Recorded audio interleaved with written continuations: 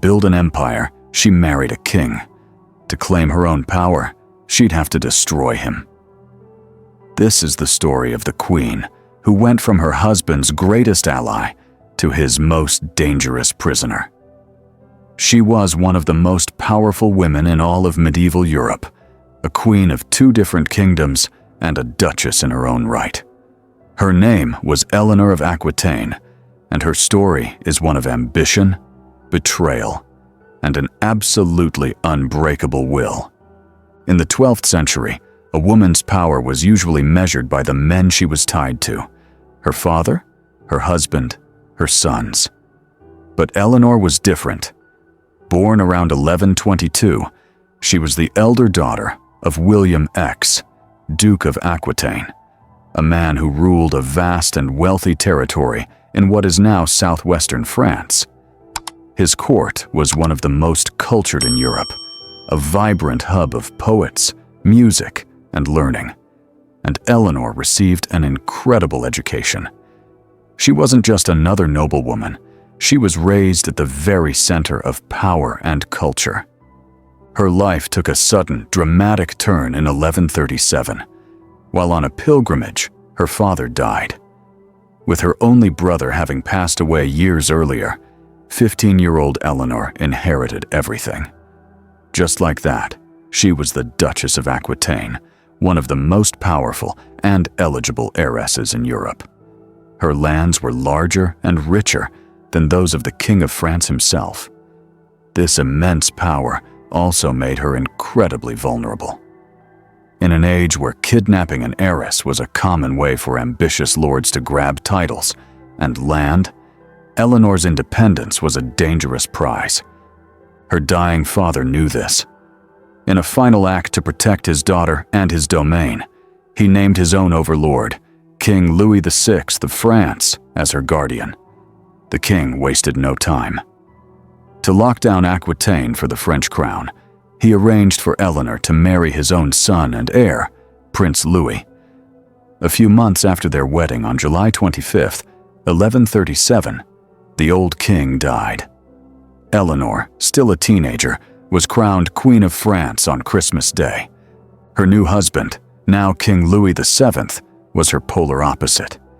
Where she was vivacious, intelligent, and strong-willed, Louis was serious, devout, and deeply religious. He was reportedly captivated by his beautiful young wife, but their personalities were destined to clash.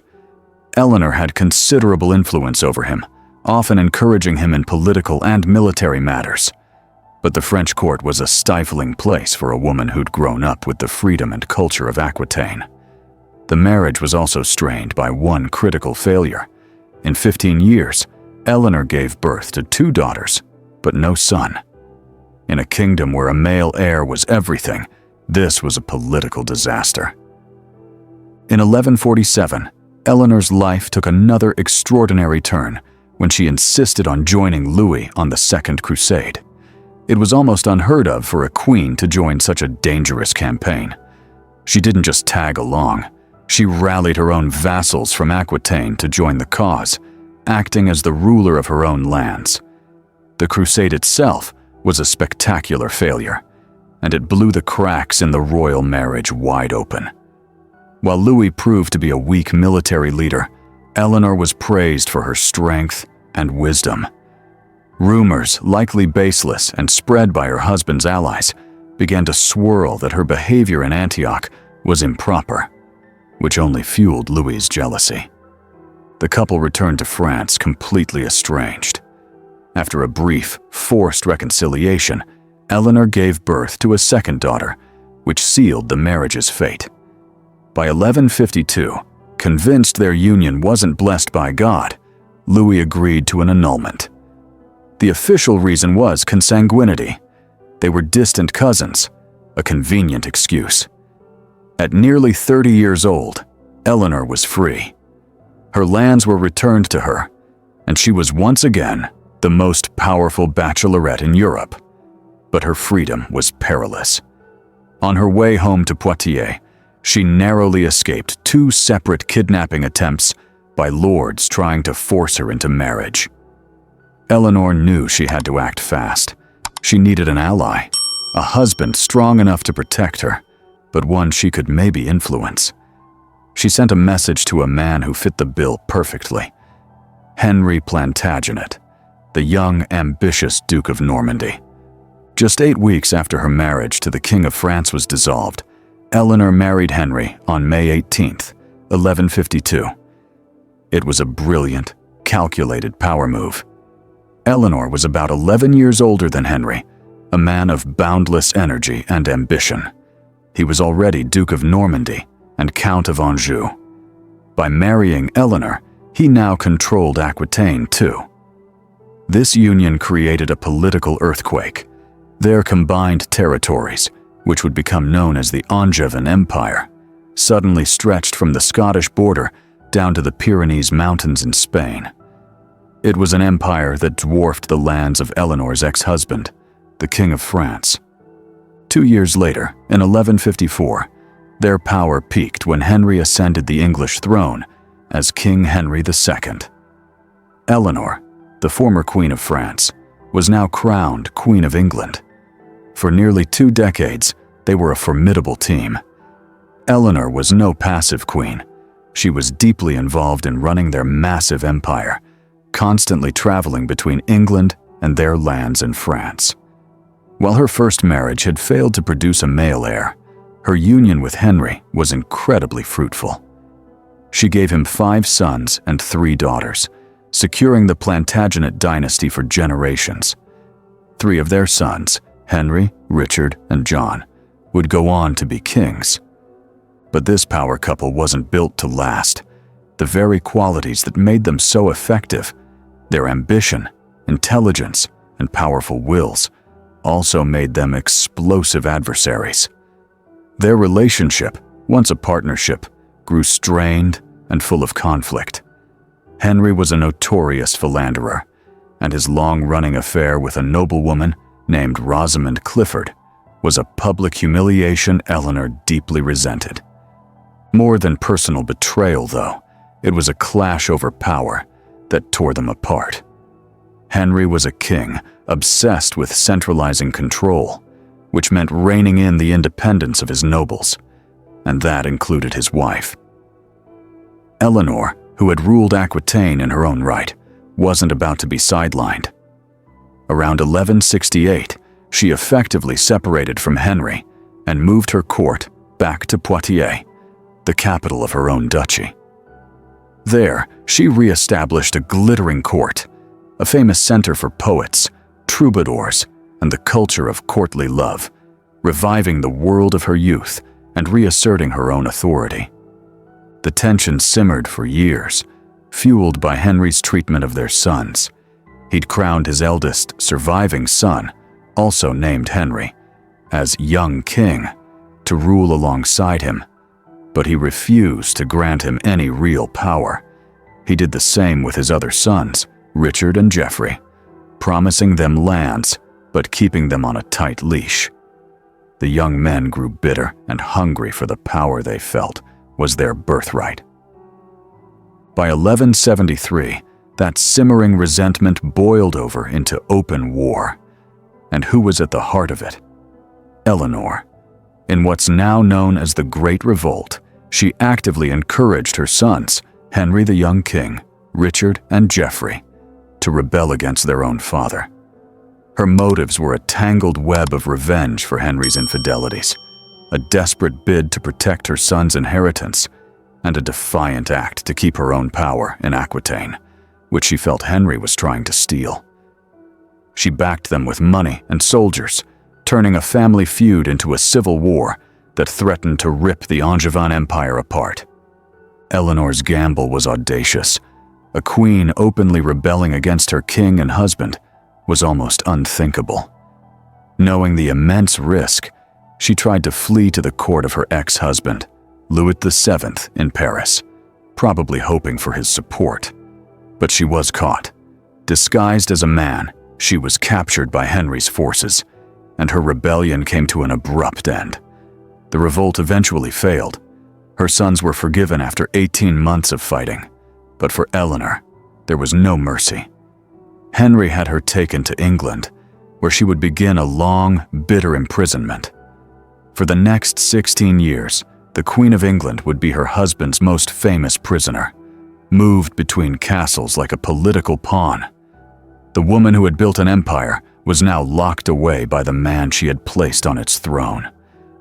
For 16 years, Eleanor of Aquitaine simply vanished.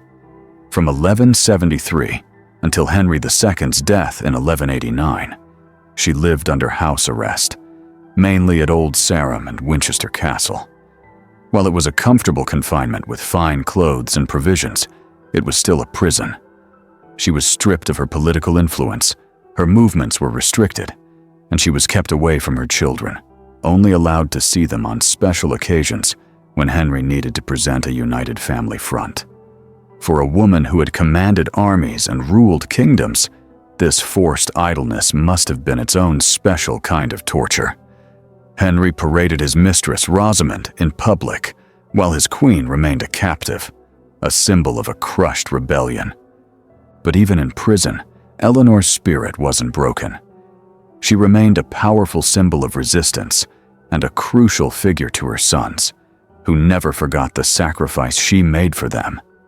The years crawled by.